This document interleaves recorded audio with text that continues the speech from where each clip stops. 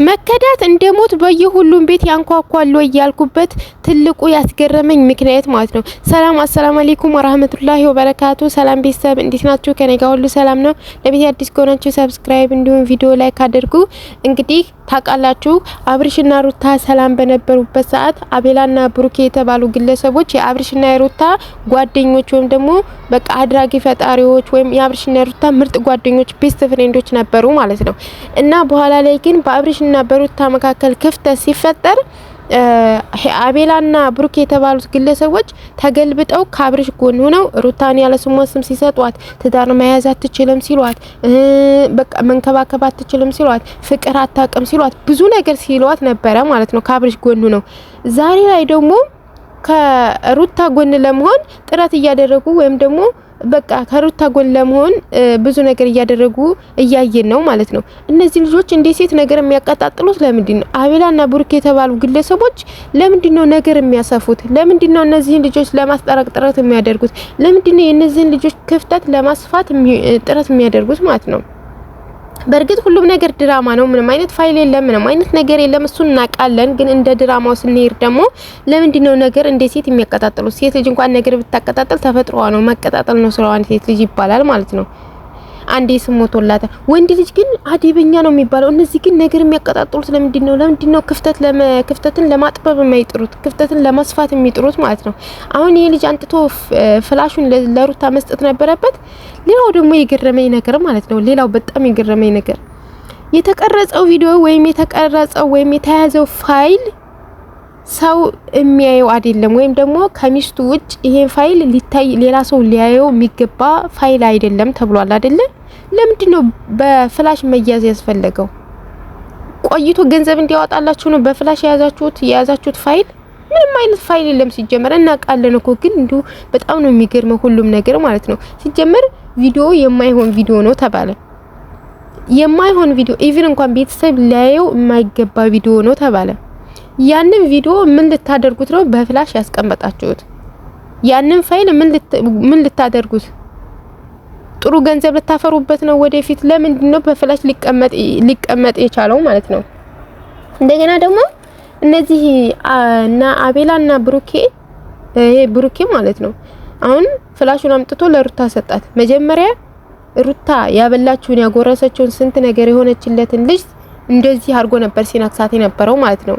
ጣቷን ሲነክሳት ነበር ብሩኬ ማለት ነው። ሩታ እንደዚህ ናት፣ እሷ ፍቅር መቀበል አትችልም፣ ባክ ሌላ ሰው ፍቅር ሄርሜላ ትሻላለች እያለ ሲያበጣብጥ የነበረ ሰው ነው። ዛሬ ላይ ደግሞ መጣና ከሩታ ጎን ለመሆን ይሄንን አምጥቶ ሰጣት ማለት ነው።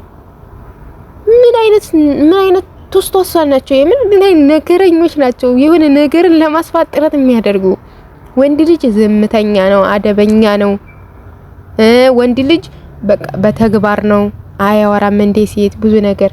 እነዚህ ግን ነገረኛ ወሬኞች፣ ወሬ ማስፋት፣ ነገር ማስፋት ነው ስራቸው ማለት ነው። ብሩኬና አቤላ የተባሉ ግለሰቦች የሆነት ምንም ጥሩ ነገር አላየሁባቸውም ክፍተትን ከማስፋት ውጭ።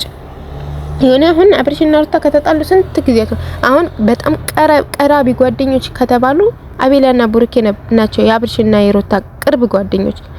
ግን እስከዛሬ አስታርቀው ብዙ ነገር መፍጠር የነበረባቸው ሰዎች፣ ነገር ግን አንዴ ፒሱን፣ አንዴ ወረቀቱን፣ አንዴ ምኑን እየሰበሰቡ የአብርሽና የሩታን ክፍተት የብስ እነሱ ያሰፋሉ ማለት ነው። እንኳን ሊያስታርቋቸው ማለት ነው። እንደዚህ አይነት ጓደኛ የእውነት ባይኖራችሁ፣ እንደዚህ አይነት ጓደኛ ከሚኖራችሁ በብቸኝነት ኩርትምትም አርጎ ይደላችሁ። የእውነቴን ነው የምላችሁ። እንደዚህ አይነት ጓደኛ ከሚኖራችሁ እንደው ብቸኝነት ኩርትምትም አርጎ ቢገላችሁ ይሻላል። ምን አለ ብቸኝነት ሰላም ያለው እንዴ? የማይጠቅም ጓደኛ ዛሬ ላይ ከኔ ጎን ሆኖ ነገ ላይ ደግሞ ከሌላ ጎን፣ ዛሬ ነክሰኛል ነገ ይለቀኛል፣ ዛሬ ነክሰኛል። እንደዛ አይነት ጓደኛ ይባላል። አሁን አብርሽን ከርዱት እንግዲህ። አሁን ደግሞ ከሩታ ጎን ሆኖ አብርሽን ምን እንደሚሉት ታያላችሁ ማለት ነው። ታያላችሁ በቃ እንዳልነበረ እንዳልተፈጠረ ወንድሜ ሲለው የነበረ ሰው ማለት ነው። ምክንያቱም ሩታን ብዙ ነገር ስላሏት እህቴ ሲሏት የነበረችውን ልጅ ብዙ ነገር ሲሏት ብዙ ነገር እንትን ሲሏት ነበረ፣ ሲሰርቧት ነበረ ሩታን ማለት ነው።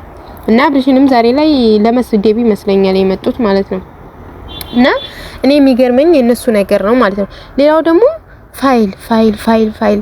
በነገራችን ላይ ሌላው ደግሞ ማለት ነው በእንትና ቤት በአብርሽ ቤት የተለቀቀው አለ እንትን ሜሪና ብዙዬ ተገናኝተው ማለት ነው።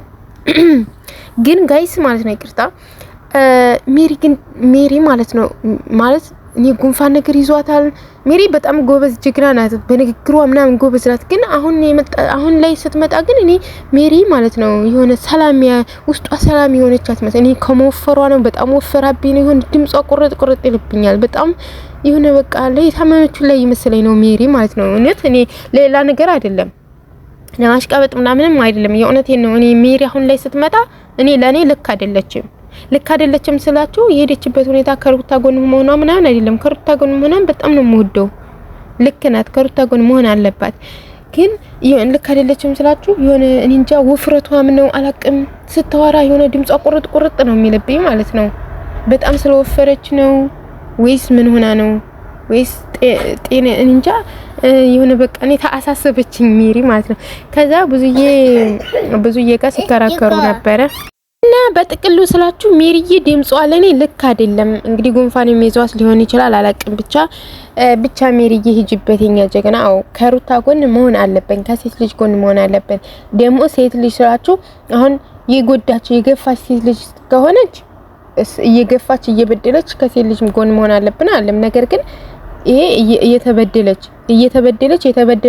የተበደለችውን በደል እያስከፈለች ያለች ሴት ናት እንጂ ዝም ብላ በደፈናው እየበደለች ያለች ሴት አይደለችም ሩታ ማለት ነው። ለዛ ነው ከጎኗ መሆን አለብን እምለው እና ሌላው ደግሞ ዳኒና ሩታ ሲኖሩ ወይም ዳኒና ሩታ አንድ ላይ ሲመጡ ቪዲዮ ላይ ማለት ነው የሆነ አብዛኛውን ጊዜ ስቃለሁኝ።